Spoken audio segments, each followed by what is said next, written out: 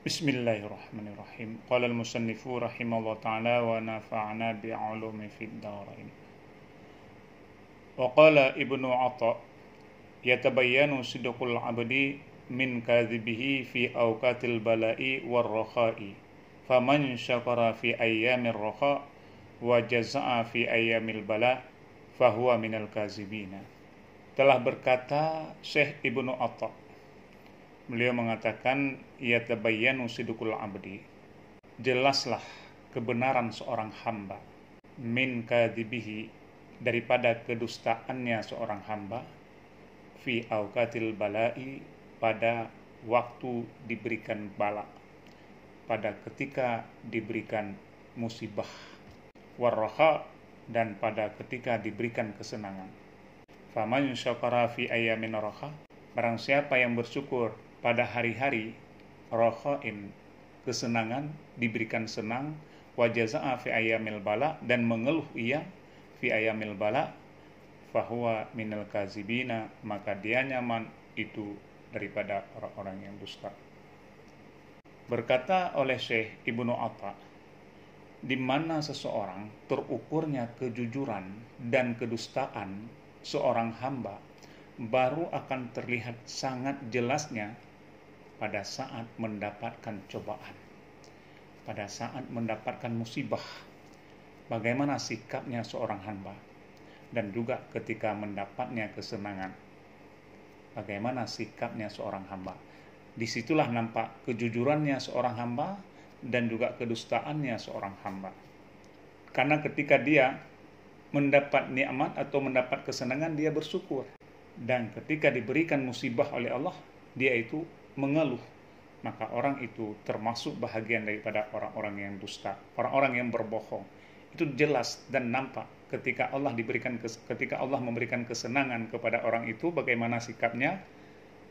Dan ketika Allah menguji orang itu dengan cobaan dan musibah pun bagaimana sikapnya. Ketika mendapat kesenangan, dia bersyukur. Lantas ketika Allah memberikan cobaan, ujian dan musibah kepada orang itu, dia langsung mengeluh, langsung mengalami keluhan, maka dia termasuk orang-orang yang dusta dan orang-orang yang bohong. Disitulah standar kejujuran dan kedustaan seseorang hamba. Begitu kata Syekh Ibnu Atha. Selanjutnya, lawistama'a fi rajulin ilmu sakilaini summa hajat alaihi riyahul bala fa adharu syakwa lima nuzla bihi la yanfa'uhu ilmuhu wala amaluhu kama jaza'a fil hadisil qudsi.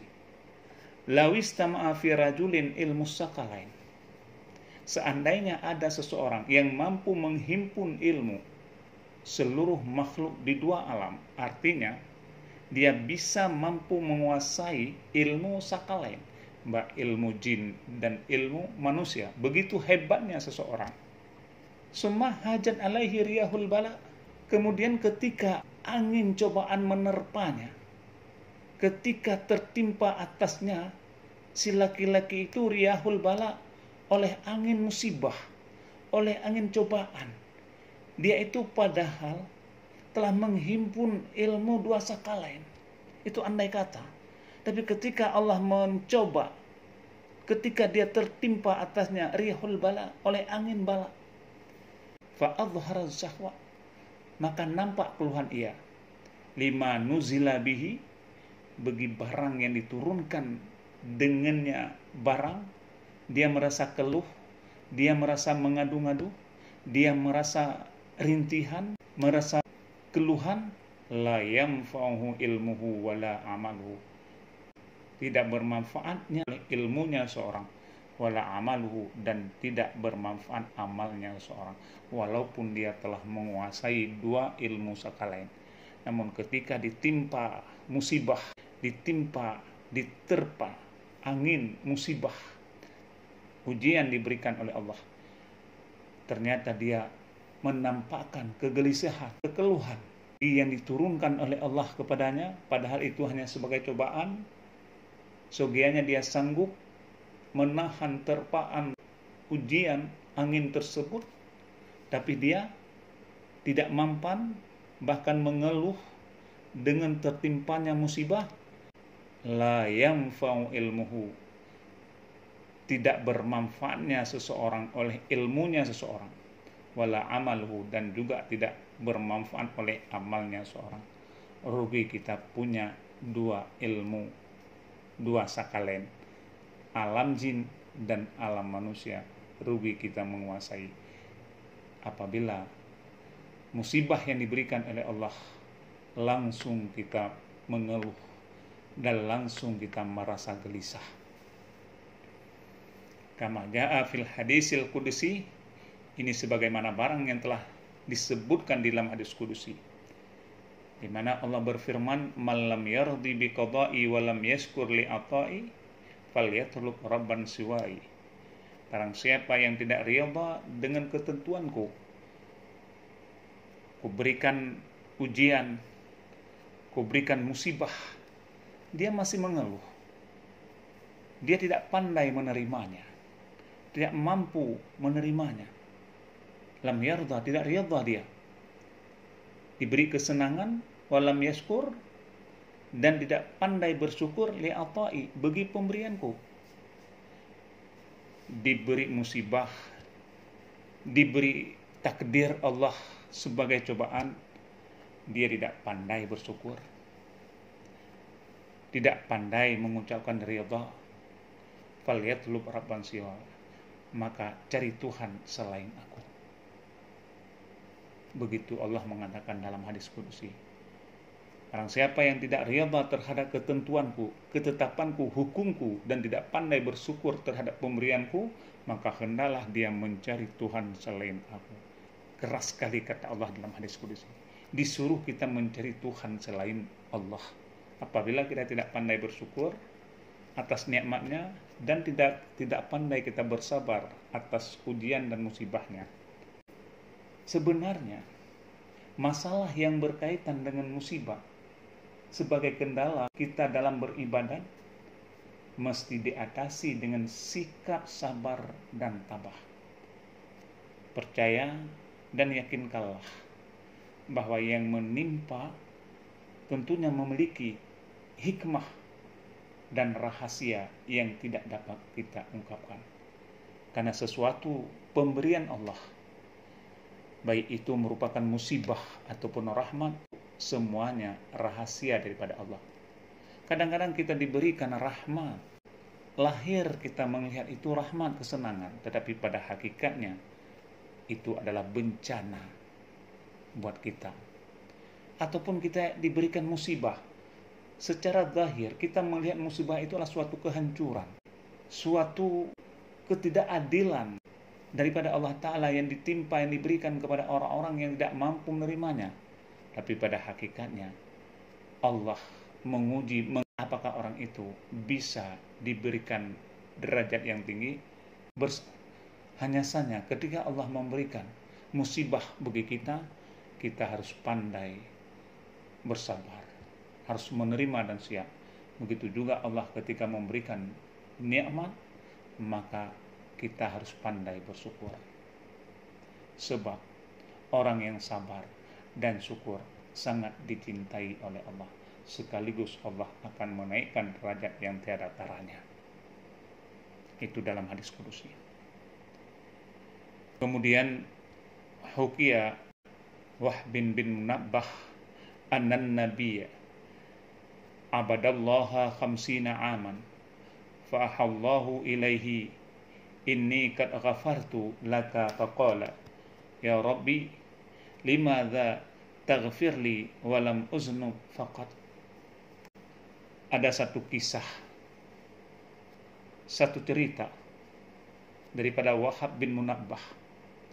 Dulu ada seorang nabi yang beribadat ia kepada Allah khamsina aman, akan 50 tahun. 50 tahun beribadat kepada Allah. Dulu ada seorang nabi beribadat kepada Allah 50 tahun, luar biasa. Itu seorang nabi, dikisahkan oleh Wahab bin Munabbah. Kemudian Allah mewahyukan kepadanya, fa'ahallahu ilaihi, maka Allah mewahyukan kepadanya nabi. Apa kata Allah? Inni qad ghafartu laka, bahwa sungguh aku telah mengampuni laka bagi engkau. Engkau telah aku ampunkan segala dosa-dosanya. Kemudian qala ya Rabbi lima zataghfirli wa lam uznum aqad. Nabi itu menjawab, ya Rabbi, wahai Tuhanku, kenapa engkau mengampuniku? Walam uznum katon, padahal aku tidak pernah berbuat dosa sekali-kali. Kenapa engkau mengampuniku? Aku kan tiada berdosa. Tapi kenapa Allah mengampuniku? Aku telah beribadat 50 tahun, tidak pernah berbuat dosa. Tapi kenapa Allah qad ghafartu laka, mewahyukan kepadaku bahwa aku telah diampunkan dosanya. Fa amarallahu arqah, maka memerintah oleh Allah akan urat lehernya Nabi tersebut. Faduriba alaihi, maka dipukulkan akan dianya orang itu atasnya leher. Allah mengutuslah malaikat, memerintahkan malaikat agar urat leher Nabi itu dipukul. Faduriba alaihi, tak dipukul. Walam yanam tilkal lailatah, sehingga Nabi tersebut tidak bisa tidur semalaman. Malaikat telah memukulnya, perintah Allah, di urat leher tersebut, sehingga malam tidak bisa tidur karena kesakitannya. Faja'a milkus subhi, maka datanglah malaikat subuh. Pagi harinya malaikat subuh mendatanginya Nabi itu. Fasyaka ilaihi, maka mengadu ia Nabi kepadanya malaikat, malakiya min darbi, barang yang dicampakkan, yang dipukulkan daripada urat lehernya. Nabi itu mengadu perihal sakitnya urat yang dipukul tadi malam. Faqala, maka malaikat itu menjawab, inna rabbaka yaqulu laka ibadatan khamsina amin ma ta'dilu syakwa hazal ardi. Sesungguhnya Tuhan engkau yaqulu laka, telah berfirman bagi engkau, ibadatun khamsina amin ma ta'diluna syakwa hazal ardi. Ibadah 50 tahun itu tidak sebanding dengan pengaduanmu perihal uratmu yang dipukul itu. Ibadah 50 tahun itu tidak sebanding dengan engkau, hai Nabi, mengadu-ngadu tentang sakitmu itu, sakit urat lehermu itu. Tidak sebanding. Kamu mengadu-ngadu, kata Allah, belum tentu tertutup dengan 50 tahun yang engkau ibadat. Artinya 50 tahun itu tidak sebanding dengan pengaduanmu perihal uratmu. Kamu mengadu-ngadu kesakitan. Itu belum sebanding dengan 50 tahun engkau ibadat. Lebih parah ini akibat kamu membuat pengaduan tentang sakitmu kepada Allah. Artinya ibadat 50 tahun itu sia-sia sama sekali. Tidak sebanding dengan pengaduanmu perihal uratmu yang dipukul itu. Begitu kata Allah kepadamu, wahai para nabi. Maka hati-hati ketika Allah memberikan musibah kepada kita. Jangan sekali-kali kita mengadu. Sebaiknya kita mengucapkan alhamdulillah, sebagaimana Nabi Ayub ketika diberi musibah, diberi cobaan oleh Allah, langsung dia menerimanya dengan ucapan alhamdulillah.